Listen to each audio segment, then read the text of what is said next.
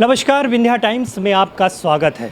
आज हमारे साथ एक ऐसी शख्सियत है जिसने मध्य प्रदेश के युवाओं को उनके लक्ष्य तक पहुंचाने का बहुत बड़ा योगदान किया। आज हमारे साथ कौटिल्य एकेडमी के ऑनर सिद्धांत जोशी सर हैं, जिन्होंने मध्य प्रदेश के लगभग हजारों युवाओं को उनके लक्ष्य तक पहुँचाया है, चयन में महत्वपूर्ण भूमिका निभाई है। पहले तो आपका विंध्य में और विंध्या टाइम्स में दोनों में बहुत स्वागत करता हूँ। बहुत बहुत धन्यवाद।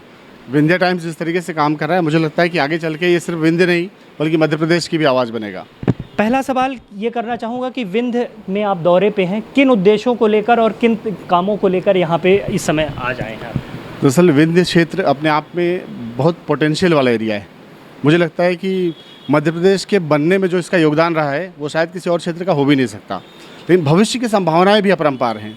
इस क्रम में भविष्य और भूत को जोड़ने के लिए वर्तमान की आवश्यकता है, और इस वर्तमान संदर्भ में जो युवा हैं वो क्या करना चाह रहे हैं, क्या उनके कन्फ्यूजन्स हैं, क्योंकि पिछले 2 साल के कोविड लॉकडाउन में हर किसी के लाइफ से अनुशासन की कमी हुई है। इस अनुशासन ने कहीं ना कहीं एजुकेशन पर इफेक्ट डाला है।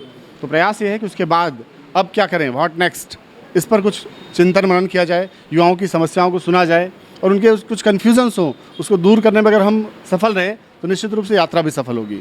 मध्य प्रदेश के या कहें कि विंध्य के बहुत सारे युवा कौटिल्य एकेडमी में इंदौर में रहकर तैयारी करते हैं और उनका एक बहुत बड़ा तबका वहाँ पे रहता है। तो किस तरह की अपेक्षाएं उनकी होती हैं, यहाँ से वो जाके इंदौर में रहते हैं, किस तरह की अपेक्षाएं होती हैं कौटिल्य एकेडमी को लेकर? जितने युवा विंध्य से वहाँ हैं उससे कहीं अधिक युवा रीवा की शाखा में भी हैं। पहले बता दूँ आपको, निश्चित रूप से हर युवा की एक ही तमन्ना है, वो ये है कि सही समय पर अपने लक्ष्य को प्राप्त कर ले। लक्ष्य प्राप्ति में जो समस्याएं हैं उनका समाधान करना, ये एक टीचर के रूप में, एक इंस्टीट्यूशन के रूप में हमारी जिम्मेदारी होती है। और हमने अपने इंस्टीट्यूशन का लक्ष्य रखा है, परिश्रम आपका, मार्गदर्शन हमारा, सफलता सबकी। और निश्चित रूप से जब परिश्रम की बारी आती है तो मुझे लगता है कि विंध्य क्षेत्र कहीं भी 19 नहीं है, किसी से पीछे नहीं है। जिस तरह आपने कहा कि यहाँ पे भी तमाम सुविधाएं हैं, क्योंकि रीवा एकेडमी, यहाँ की कौटिल्य एकेडमी की रीवा शाखा बहुत अच्छा काम कर रही है, तो आने वाले समय में उस शाखा में और कौन से नए अवेयरनेस को लेकर आपके द्वारा काम किए जाएंगे? प्रयास ये है कि कौटिल्य एकेडमी जिन चीज़ों के लिए जाना जाता है वो है टीम वर्क, स्टडी मटेरियल का एक क्वालिटी के साथ स्टूडेंट्स तक पहुंचना, प्रॉपर पेपर्स, टेस्ट के माध्यम से युवाओं का आकलन करना, उनकी कमियों को पहचानना, कमियों को दूर करने का प्रयास करना।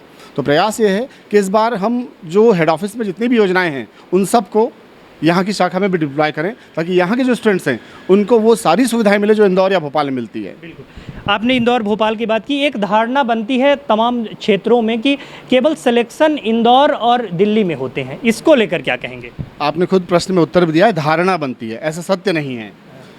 धारणाओं का बनना कुछ बातों पर डिपेंड करता है। चूँकि MPPSC का मुख्यालय इंदौर में है और UPSC का मुख्यालय दिल्ली में है, तो डेफिनेटली युवा जो होगा इंटरव्यू देने के लिए इन दोनों स्थानों पर जाएगा, रिजल्ट वहीं से आएगा। लेकिन मेहनत करने वाले स्टूडेंट्स ये किसी भी क्षेत्र के या फिर किसी शहर के मोहताज नहीं हैं। और दूसरी बात ये कि किसी जगह चले जाने से काम नहीं होता, अल्टीमेटली स्टूडेंट्स ही हैं, अगर सही तरीके से मेहनत करें तो रिजल्ट उनका आता है। तो अंतिम सवाल करना चाहूँगा, जिस तरह रीवा में आप आए हैं, रीवा में एक नई अपेक्षाओं को लेकर यहाँ के युवाओं को एक नया मार्गदर्शन मिलेगा, आने वाले समय में कौटिल्य एकेडमी रीवा शाखा में और कौन सी चीज़ और आपके द्वारा किस तरह का विंध्य क्षेत्र को लेकर काम किया जाएगा?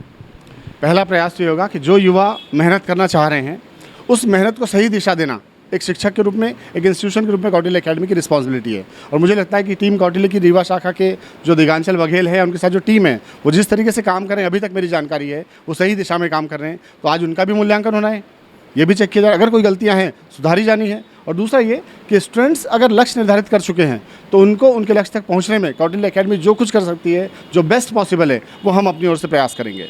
छात्रों को लेकर, यहाँ के छात्रों को लेकर क्या अवेयरनेस देना चाहेंगे, उनको क्या संदेश देना चाहेंगे जो प्रतियोगी परीक्षाओं की तैयारी में लगे हुए हैं? अभी थोड़ी देर पहले ही कुछ युवाओं से और बात हो रही थी, तो उनका भी ये कहना था कि 80-90 के दशक में रीवा बहुत शिक्षा के हब के रूप में रहा है। मुझे लगता है वो गलत बात है, अब हब बनने जा रहा है ना। जो पुरानी बातें थी वो तो हो चुकी, भविष्य बहुत उज्ज्वल है, बशर्ते कि युवाओं को अपनी शक्तियों को पहचानना होगा, समझना होगा कि वो जिस चीज़ के लिए बने हैं, जितना मेहनत वो कर सकते हैं, अगर सही डायरेक्शन में सही तरीके से करें तो मुझे लगता है कि विंध्य क्षेत्र के युवाओं में जो ऊर्जा है, जो ऊर्जा का प्रवाह है, वो मुझे लगता है किसी भी अन्य क्षेत्र से अधिक है।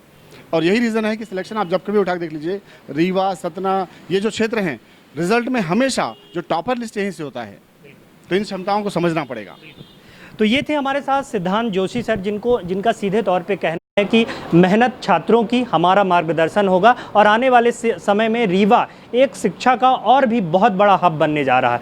बहुत बहुत धन्यवाद हमारे साथ बातचीत करने के लिए और विंध्या टाइम्स की तरफ से आपको बहुत बहुत शुक्रिया। धन्यवाद कि आपने अच्छे प्रश्न पूछे। अगर ये बातें युवाओं के किसी काम की रहीं तो विंध्य चैनल और हमारा आपका ये मीटिंग सफल रहा। बहुत बहुत धन्यवाद।